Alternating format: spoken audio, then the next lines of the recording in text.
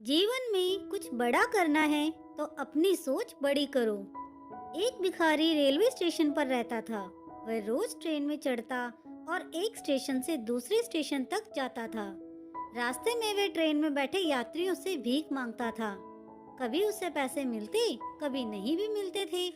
उसकी जिंदगी इसी तरह ट्रेन में इधर से उधर आते जाते और भीख मांगते हुए गुजर रही थी। एक दिन वह रोज की तरह ट्रेन में चढ़ा और उसमें बैठे यात्रियों से भीख मांगने लगा। वह एक कंपार्टमेंट से दूसरे कंपार्टमेंट में घूम रहा था। तभी एक कंपार्टमेंट की कोने की सीट पर उसे सूट बूट पहना एक व्यक्ति दिखाई दिया। वह व्यक्ति काफी अमीर लग रहा था। भिखारी ने सोचा कि इस मालदार आदमी से ज्यादा भीख मिलने की गुंजाइश है। वह उसके पास पहुंचा और पैसे मांगने लगा। सूट बूट पहने व्यक्ति ने उसे पैसे देने से इनकार कर दिया, लेकिन भिखारी डटा रहा और उसके पीछे पड़ गया। भिखारी की इस हरकत पर उस व्यक्ति को गुस्सा आ गया।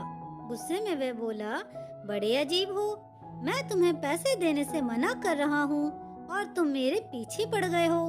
चलो ठीक है, मैंने तुम्हें पैसे दे भी दिए, तो ये तो बताओ कि बदले में तुम मुझे क्या दोगे। ये सुनकर भिखारी सोच में पड़ गया। कुछ देर सोचने के बाद वह बोला, साहब, मैं आपको क्या दे सकता हूँ? मैं तो एक भिखारी हूँ। लोगों से मांग मांग कर अपना पेट भरता हूँ। किसी को कुछ देने की मेरी औकात ही नहीं है। जब किसी को कुछ दे नहीं सकते तो मांगा भी मत करो। सूट बूट पहने व्यक्ति ने भिखारी से कहा और वहाँ से उठकर चला गया। उस दिन भिखारी जब ट्रेन से उतरा तो सोचने लगा कि मैं लोगों को क्या दे सकता हूँ। नजर इधर उधर दौड़ाने पर उसे फूलों से लदे कुछ पौधे दिखाई पड़े। उसने सोचा कि जब कोई मुझे भीख देगा तो बदले में मैं उसे एक फूल दे दिया करूँगा। उस दिन के बाद से वह अपने साथ एक झोले में फूल रखने लगा। जब भी कोई उसे भीख देता, वह झोले में से निकालकर एक फूल उसे दे देता। भीख देने वाला ये देखकर खुश हो जाता। भिखारी को भी ये बड़ा अच्छा लगता। एक दिन ट्रेन में भिखारी को वही सूट बूट पहना आदमी फिर से दिखाई पड़ा। भिखारी उसके पास गया और बोला, साहब, अब की बार मेरे पास आपको देने के लिए कुछ है। आप मुझे कुछ पैसे दे दो। उस व्यक्ति ने अपनी जेब से कुछ पैसे निकाले और भिखारी को दे दिए। बदले में भिखारी ने अपने झोले में से एक फूल निकालकर उसे दिया। वह व्यक्ति खुश हो गया और बोला, मुझे लगता है कि तुम व्यापार सीख गए हो। तुम्हें लेन देन का मतलब समझ आ गया है। जब तक किसी को कुछ दे नहीं सकते, तब तक उससे कुछ लेना नहीं चाहिए, समझे? उस व्यक्ति का स्टेशन आ गया था। वह ट्रेन से उतरकर चला गया, लेकिन उसकी कही बात भिखारी के दिमाग में घर कर गई।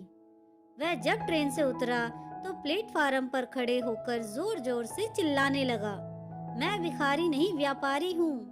अब मैं भी सूट बूट पहनकर घूमूंगा। मेरे पास भी ढेर सारे पैसे होंगे। लोगों ने उसे ऐसे चिल्लाते हुए देखा तो सोचा कि ये भिखारी पागल हो गया है। उस दिन के बाद से 6 महीने तक वह भिखारी ना स्टेशन पर और ना ही ट्रेन में नजर आया। 6 महीने बाद एक दिन ट्रेन में 2 सूट बूट पहने व्यक्ति मिले। एक व्यक्ति ने दूसरे व्यक्ति से कहा, आपने मुझे पहचाना?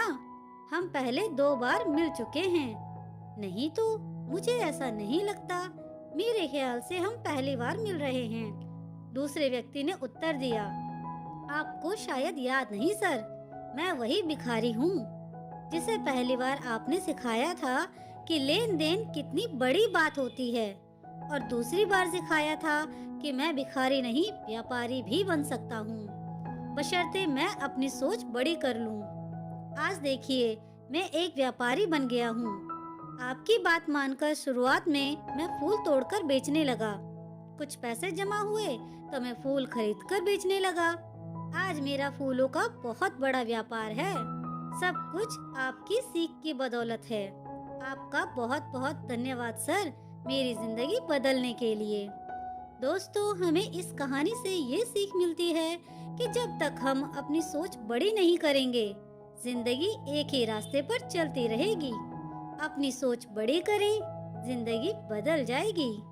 हम हमेशा छोटी सी चादर में ही सिमटे रहते हैं और सोचते हैं कि हमारी पहुंच बस इतनी ही है, इससे आगे हम बढ़ ही नहीं सकते। अपनी चादर बड़ी करें, उसे और फैलाएं। जीवन में तरक्की आपका इंतजार कर रही है। बस जरूरत है बड़ी सोच के साथ कड़ी मेहनत की। सफलता आपके कदम चूमेगी। दोस्तों, आपको ये कहानी कैसी लगी मुझे कमेंट करके जरूर बताएं। अगर कहानी अच्छी लगी हो तो प्लीज इसे लाइक, शेयर और मेरे चैनल को सब्सक्राइब करना ना भूलें। कहानी सुनने के लिए आपका बहुत बहुत धन्यवाद।